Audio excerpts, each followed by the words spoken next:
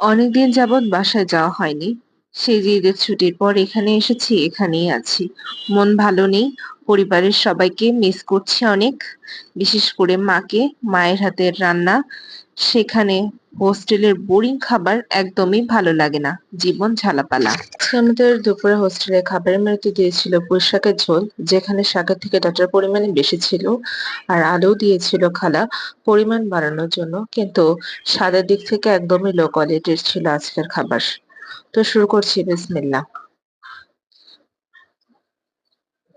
এভাবে পুঁই শাক নিয়ে, আলু নিয়ে ভাত মেখে খেতে আমার ভালোই লাগে, কিন্তু প্রতিদিন এক খাবার, একই রকমের মান খেতে আর ভালো লাগে না।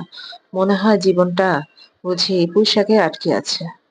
তো নিয়ে নিচ্ছি এখন মাছের ঝোল।